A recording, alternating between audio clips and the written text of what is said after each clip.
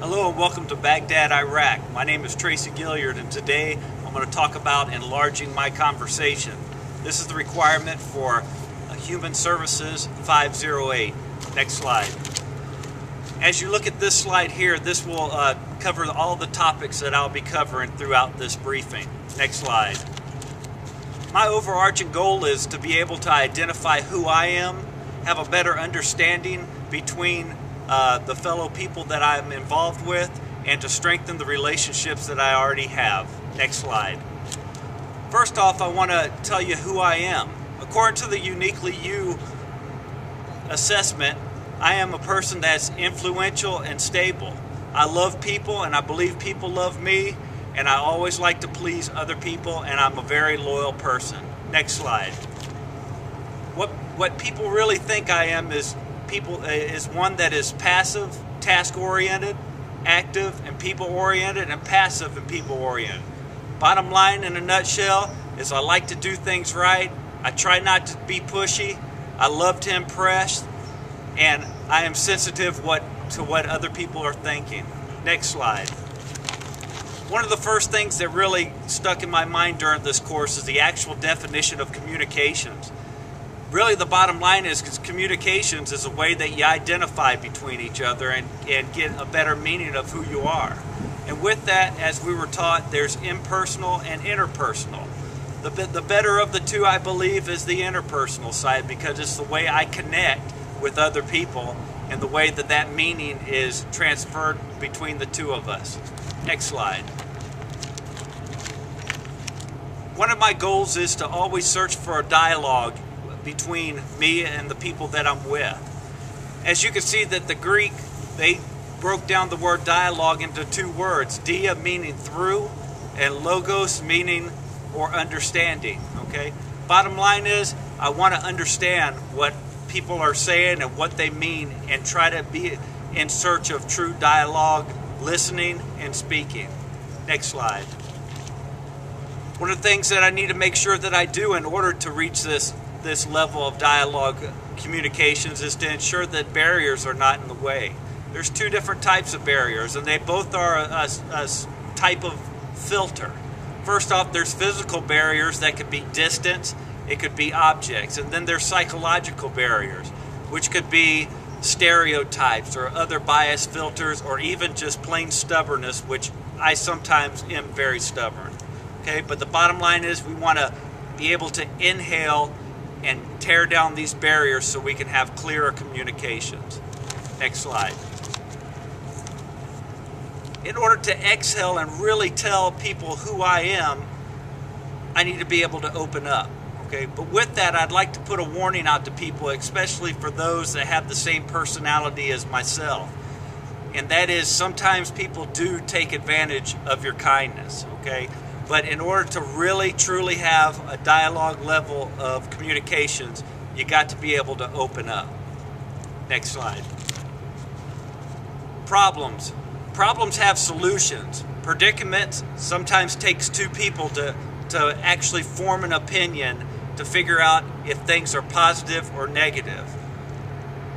Because of this, I need to keep this in mind, because I want to try to reach the level 1 listening, as Dr. Peterson tried to explain to us, and that is, I need to stop being critical and judgmental. I need to listen to what the exact underlying message is, and I need to try not to solve people's problems all the time. Next slide. I like this analogy of ringing the pebble. It has something to do with throwing a rock into a lake and seeing all the continuous waves that rock can make. With that, we need to think of the conversation, and sometimes our conversations just need to continue to grow.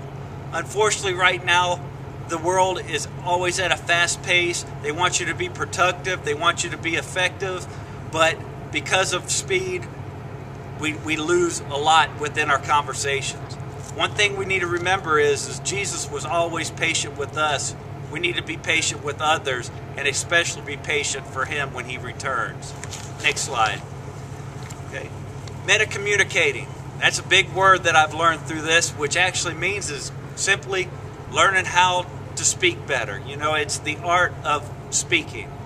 And with that, I've learned that with my loved ones especially, I just need to understand how we communicate. And with this, I need to always add some gratitude, because when you're positive, you show gratification, then your relationship begins to strengthen even more and more. And then you get closer and closer to that dialogical level of listening, speaking, and strengthening of the relationship. Next slide. Okay.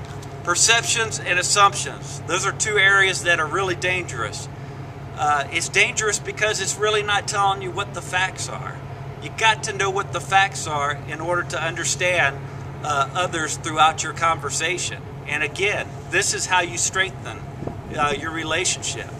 If you're not sure, or if you think your perceptions are wrong, then you need to be comfortable enough to ask those that you're in contact with what their actual meaning was. Next slide. One of the biggest sins which we've seen since the beginning of time, especially throughout the Bible, is the deceptive behavior. That is one of the biggest sin.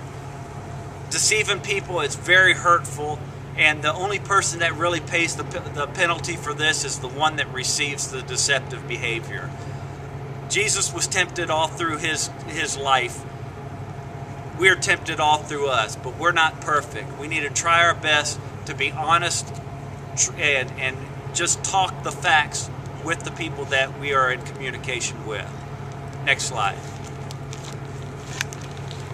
If I continue to follow some of these implements that I've already talked about, the last thing I would learn is I need to just lower my defenses. If I'm not sure, I need to ask. If I feel like I'm hostile, I need to pray or just talk to the person so we can work the situation out. Jesus taught us to always pray for our enemies. We need to do the same and also pray that we can have a better communications with Him. Next slide. In closing, I want to read this slide verbatim. My conversation is the way in which I can truly identify who I am to others and myself. I need to understand myself and those around me. Through clear dialogue, I will be able to portray a meaning that is universal to those who share interests with me. My relationships will strengthen through patience, between discussions with others, and not solely on my own selfish thoughts. Through prayer and attentive ear, I will be in true conversation with the holiest of holy. Thank you for your steady guidance, and I will patiently wait for your return. And again, I want to welcome everybody to my conversation, and I hope our journey through this path will be good. Thank you.